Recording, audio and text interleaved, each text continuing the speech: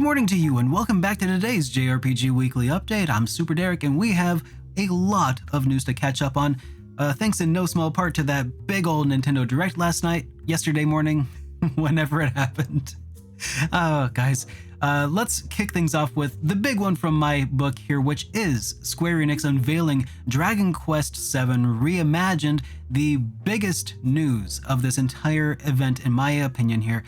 It's a modern remake of Dragon Quest VII, Fragments of the Forgotten Past, that was revealed during the September 12 Nintendo Direct.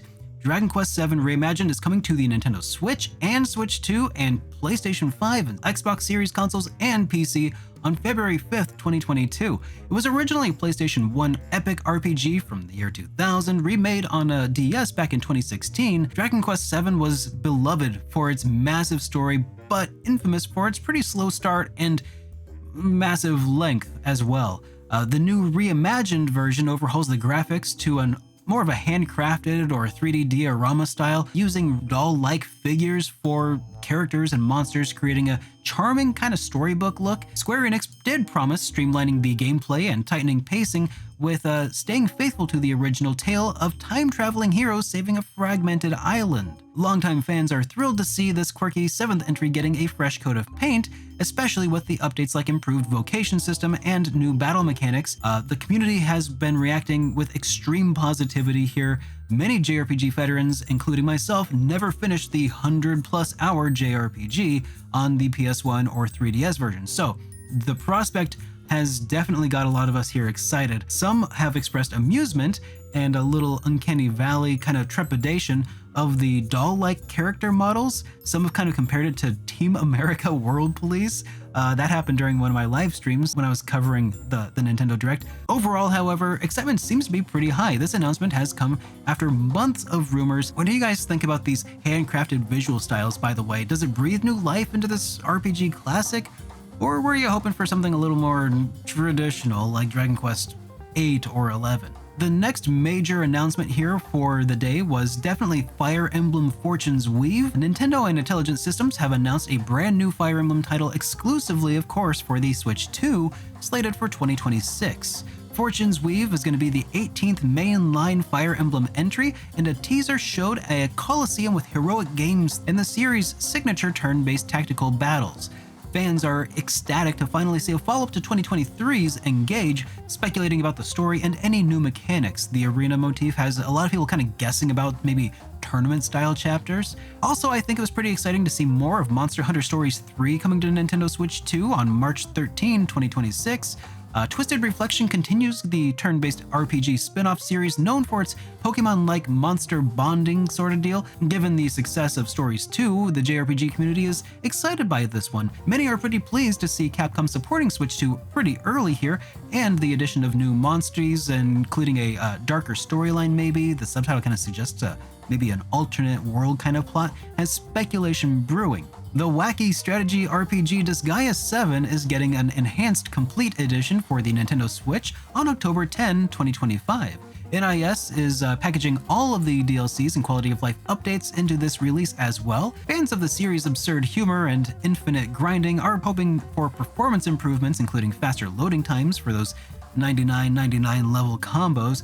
And while not a brand new game, this announcement did get a pretty warm, if modest, response. Atlus confirmed that Persona 3 Reload, the full remake of Persona 3, will be hitting Switch 2 on October 23rd, 2025.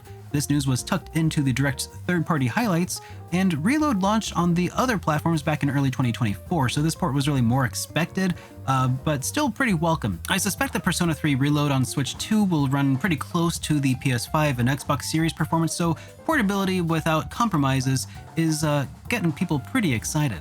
In the Japanese Nintendo Direct, they announced the Mega Man Star Force Legacy Collection for PS5, PS4, the Xbox Series, Xbox One, and Switch and PC will be due out in 2026. This follows on the heels of last year's success with the Mega Man Battle Network Collection.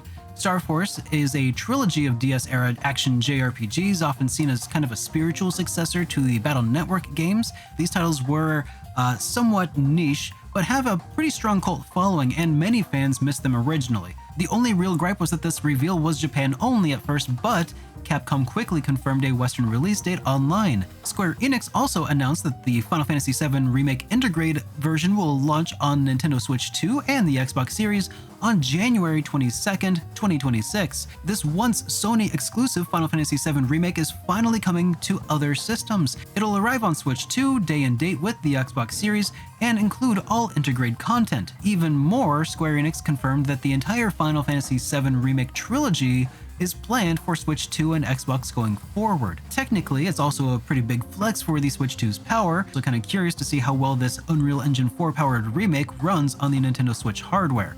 Switch 2 hardware, that is. Considering I thought I noticed some pretty massive frame drops in the trailer for Switch 2, I'm a little skeptical of wonderful performance. But either way, Switch owners will be able to soon experience one of the most acclaimed JRPGs of the past decade. Dynasty Warriors Origins was also announced for the Nintendo Switch 2, launching on January 22nd, 2026.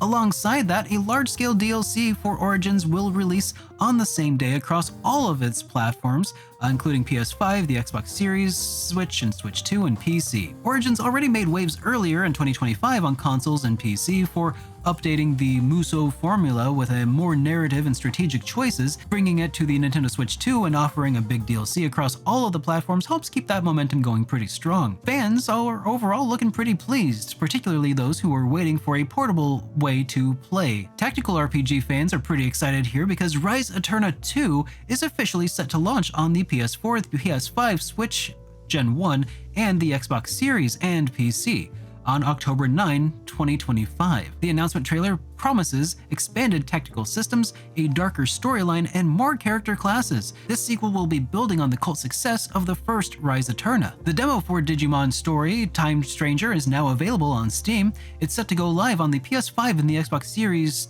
tomorrow or today, depending on when you're watching this. It's a pretty big deal for JRPG and adventure fans who want to see and test out some mechanics, check out the art style, and determine whether a game like this will match your tastes before committing. For Time Stranger, many are especially looking forward to how much of the Digimon lore, exploration, and monster raising elements are included in the demo.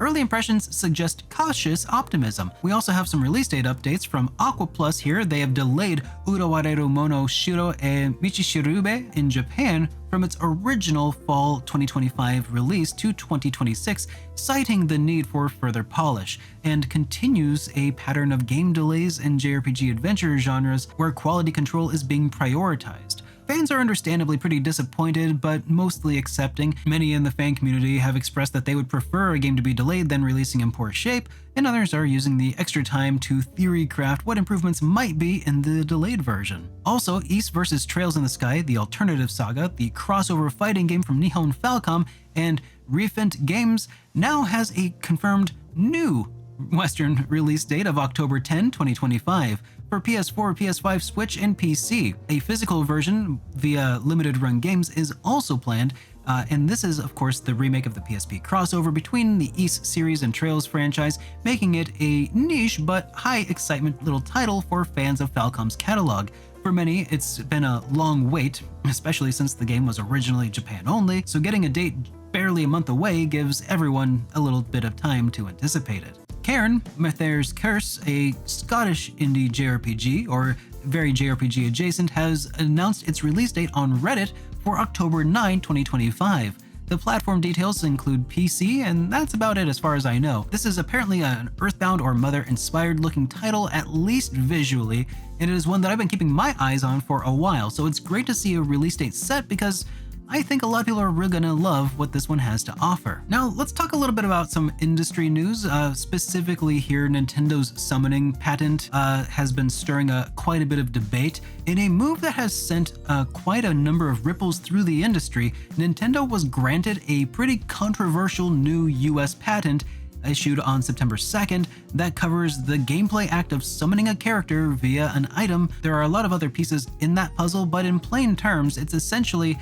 the core mechanic of the newest Pokemon titles. This patent, though, slipped through without any objections and could potentially extend to other events like calling in Persona's demons. These patents have emerged as Nintendo and the Pokemon Company continue to pursue legal action against indie developer Pocket Pair for the similarities in PAL World. This news sparked significant backlash from game developers and fans, including myself, on social media and various forums. People have reacted with disbelief that such a common mechanic should be patented in 2025, and the community's trust has been absolutely rattled here. I've perceived a lot of misinformation going around, and I was able to correct a lot of that in the video that I released the other day. Unfortunately though, it's still pretty bad overall. It's a much narrower scope than a lot of people are leading on, but it's going to have far-reaching consequences that none of us are even going to fully comprehend for years to come, I'm sure. Next up, from the creators of Crosscode comes Alabaster Dawn, a promising indie action JRPG that fans are pretty buzzed about right now.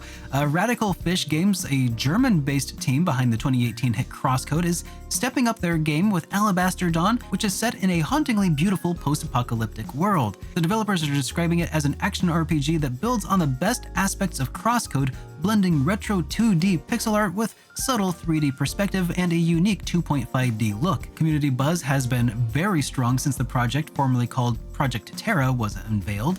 Crosscode has earned a loyal following for its storytelling. Folks have really high hopes for what Radical Fish does next, including myself as a big Terranigma fan.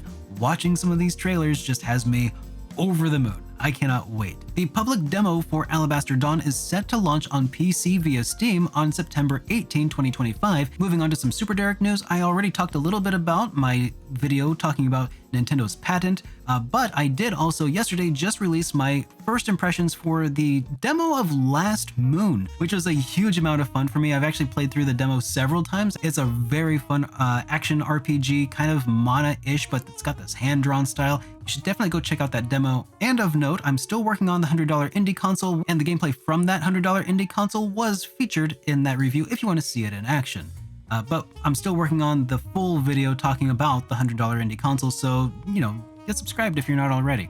Now let's move on to this week's JRPG Weekly forecast, starting off with Trails in the Sky First Chapter coming to PS5 and Switch and PC on September 19, 2025. This is the very first entry in Falcom's Legend of Heroes Trails saga. This updated version features fully voice-acted dialogue, expanded story content, and new graphics inviting both longtime Zemuria fans and newcomers to experience Estelle and Joshua's humble beginnings. Next up, we have Toa and the Guardians of the Sacred Tree coming to PS5, the Xbox Series X and S, Switch, and PC on September 19, 2025. This is a rare roguelite action JRPG published by Bandai Namco and developed by Brownies of Fantasy Life fame.